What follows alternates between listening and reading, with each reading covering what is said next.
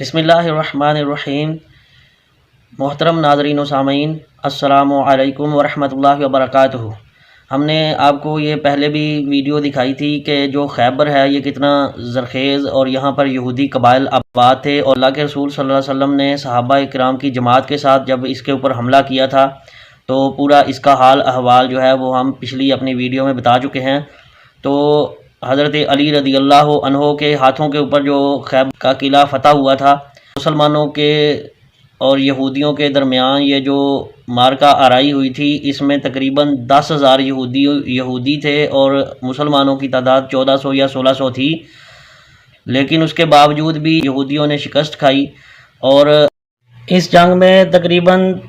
93 یہودی جو ہے وہ قتل ہوئے اور مسلمان صرف 20 مسلمان اس میں شہید ہوئے اور 50 مسلمان زخمی ہوئے۔ اللہ کے رسول صلی اللہ علیہ وسلم چاہتے تھے یہودیوں کو خیبر سے نکالنا، لیکن یہودیوں نے آ کر اللہ کے رسول صلی اللہ علیہ وسلم سے درخواست کی، ہم جو ہے آپ کو پیداوار کا آدھا حصہ دیں گے، اس شرط کے اوپر آپ ہمیں یہاں رہنے کی اجازت دے دی جائے، یعنی کہ محنت ہم کریں گے، اس میں حل ہم چلائیں گے اور پوری پیداوار ہم پیدا کریں گے اور پیداوار کا آدھا حصہ جو ہے ہم آپ کو دیں گے۔ تو اللہ کے رسول صلی اللہ علیہ وسلم نے ایڈ کر دیا کہ جب تک ہم چاہیں گے تم لوگ یہاں پر رہو گے، اور جب ہم تمہیں نکالنا چاہیں تو ہم نکال سکتے ہیں۔ تو یہودیوں نے یہ شرط کو بھی مان لیا، تو اللہ کے رسول صلی اللہ علیہ وسلم نے یہودیوں کو وہاں رہنے کی اجازت دے دی، اور بخاری شریف میں یہ حدیث مبارکہ موجود ہے کہ اللہ کے رسول صلی اللہ علیہ وسلم نے جو ان کے ساتھ شرائط طے کر کے جو ہے ان کو وہاں رہنے کی اجازت دے دی، کیونکہ یہودی جو ہے اس کے بعد بھی سازشیں کرتے رہے اور حضرت عمر کے دور میں ان کو وہاں سے بھی جلا وطن کر دیا گیا تھا، لیکن کیونکہ یہ ادھر مدینے میں رہ کر بھی جب ان کے ساتھ معاہدہ کیا تھا اللہ کے رسول صلی اللہ علیہ وسلم نے میثاق مدینہ کا، انہوں نے اس کی بھی خلاف ورزیاں کی تھیں۔ کچھ معجزات ہوئے اس جنگ میں، کچھ ایسی باتیں ہوئیں کہ آپ کے سامنے رکھوں گا انشاءاللہ۔ بخاری اور مسلم دونوں میں حدیث مبارکہ موجود ہیں کہ حضرت انس رضی اللہ عنہ فرماتے ہیں، دحیہ کلبی رضی اللہ عنہ جو ہے وہ اللہ کے رسول صلی اللہ علیہ وسلم کے پاس آئے اور انہوں نے کہا اللہ کے رسول صلی اللہ علیہ وسلم آپ مجھے جو ہے لونڈی عطا فرمائیں۔ تو اللہ کے رسول صلی اللہ علیہ وسلم نے فرمایا جو تمہیں پسند ہے وہ لے لو۔ تو انہوں نے حیی بن اخطب کی بیٹی حضرت صفیہ رضی اللہ عنہا جو ہے انہوں نے اس کو لے لیا، اور جنگ میں ان کا شوہر مارا گیا تھا، تو وہ ابھی شادی شدہ تھی، ان کی نئی شادی ہوئی تھی۔ تو اللہ کے رسول صلی اللہ علیہ وسلم کو جو ہے ایک صحابی نے کہا کہ اللہ کے رسول وہ ایک سردار کی بیٹی ہے، تو آپ اس کو پروٹوکول کے طور کے اوپر آپ خود اس سے شادی کریں۔ تو اللہ کے رسول صلی اللہ علیہ وسلم نے یہ تجویز پسند فرمائی اور اس حضرت دحیہ کو فرمایا کہ آپ کوئی اور جو ہے وہ لونڈی لے لو، آپ یہ لونڈی مجھے دے دو۔ تو اس طرح اللہ کے رسول صلی اللہ علیہ وسلم نے حضرت صفیہ کو آزاد کر کے اپنے نکاح میں لے لیا، اور معجزانہ طور کے اوپر اللہ کے رسول صلی اللہ علیہ وسلم کا ایک شخص کجاوا کسا کرتا تھا، مدم نامی شخص تھا۔ اللہ کے رسول صلی اللہ علیہ وسلم کو ایک صحابی نے جو ہے تحفے کے طور کے اوپر ایک غلام دیا تھا، تو یہ اللہ کے رسول صلی اللہ علیہ وسلم کا کجاوا کسا کرتا تھا۔ ایک انجانہ تیر اس کو آ کر لگا، جس کے زخم کی وجہ سے وہ تاب نہ لا کر فوت ہو گیا۔ تو جب وہ فوت ہوا تو بہت سے لوگوں نے کہا کہ وہ جنت میں گیا ہے، کیونکہ وہ اللہ کے رسول صلی اللہ علیہ وسلم کی خدمت کرتا تھا۔ لوگوں نے جو قیاس کیا کہ وہ جنتی ہے، لیکن اللہ کے رسول صلی اللہ علیہ وسلم کو جب پتہ چلا تو اللہ کے رسول صلی اللہ علیہ وسلم نے فرمایا کہ قسم اس ذات کی جس کے قبضہ قدرت میں میری جان ہے، جہنم میں آگ کی چادر اس کے اوپر ڈال دی گئی ہے، کیونکہ اس نے مال غنیمت میں سے ایک چادر چوری کی تھی۔ تو اللہ کے رسول صلی اللہ علیہ وسلم نے فرمایا اسی چادر کی وجہ سے جو ہے وہ اس کو عذاب دیا جا رہا ہے۔ تو ایک صحابی تھے، انہوں نے 2 تسمے اٹھا کر لائے، انہوں نے کہا اللہ کے پیغمبر میں نے خیبر کے مال غنیمت میں سے یہ 2 تسمے لیے ہیں۔ تو اللہ کے رسول صلی اللہ علیہ وسلم نے فرمایا ایک یا 2 تسمے جو ہے یہ آگ کے ہیں۔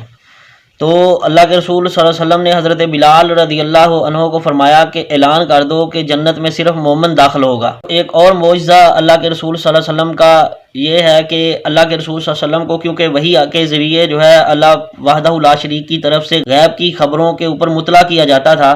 تو اللہ کے رسول صلی اللہ علیہ وسلم صحابہ کو گاہے بگاہے ایسی چیزیں بتاتے رہتے تھے، اور جنگوں میں تو اللہ کے رسول صلی اللہ علیہ وسلم کے بہت سے تبرکات سے صحابہ اکرام جو ہے مستفید ہوتے تھے۔ تو سیدنا ابو ہریرہ رضی اللہ عنہ فرماتے ہیں کہ رسول اللہ صلی اللہ علیہ وسلم کے ساتھ خیبر کی لڑائی میں ہم موجود تھے۔ آپ صلی اللہ علیہ وسلم نے ایک شخص کے بارے میں جو کہ شریک جہاد تھا، بعض روایات کے مطابق تو یہ خیبر کا واقعہ ہے اور بعض کے نزدیک یہ غزوہ احد کا واقعہ ہے۔ تو اللہ کے رسول صلی اللہ علیہ وسلم نے فرمایا کہ یہ ایک شخص جو ہے وہ جم کے لڑ رہا تھا اور جو اس کے سامنے آتا تھا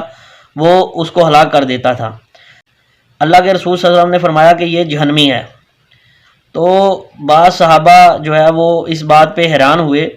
کہ یہ تو بہت زبردست طریقے سے جنگ کر رہا ہے اور یہ زخمی بھی ہوا اور وہ ثابت قدم رہا۔ تو آپ صلی اللہ علیہ وسلم کے پاس ایک صحابی نے آ کر عرض کیا، اے اللہ کے رسول، اس شخص کے بارے میں آپ کو معلوم ہے جس کے بارے میں ابھی آپ نے فرمایا تھا کہ وہ جہنمی ہے، وہ تو اللہ کے راستے میں بہت جم کر لڑ رہا ہے اور بہت زیادہ زخمی ہو گیا۔ اللہ کے پیغمبر محمد رسول اللہ صلی اللہ علیہ وسلم نے فرمایا، ابھی بھی یہی فرماتا ہوں کہ وہ جہنمی ہے۔ ممکن تھا کہ بعض مسلمان شبہ میں پڑ جاتے، لیکن اسی عرصے میں اس شخص نے زخموں کی تاب نہ لا کر اپنا ترکش کھولا اور اس میں سے ایک تیر نکال کر اپنے آپ کو ذبح کر لیا، اور پھر بہت سے مسلمان حضرت صلی اللہ علیہ وسلم کی طرف دوڑتے ہوئے پہنچے اور عرض کیا، یا رسول اللہ صلی اللہ علیہ وسلم، اللہ نے آپ کی بات سچی کر دکھائی، اس شخص نے اپنے آپ کو ہلاک کر کے اپنی جان خود ہی ختم کر لی۔ آپ صلی اللہ علیہ وسلم نے فرمایا، اے بلال اٹھو، لوگوں میں اعلان کر دو جنت میں صرف مومن ہی داخل ہوگا، اور یہ کہ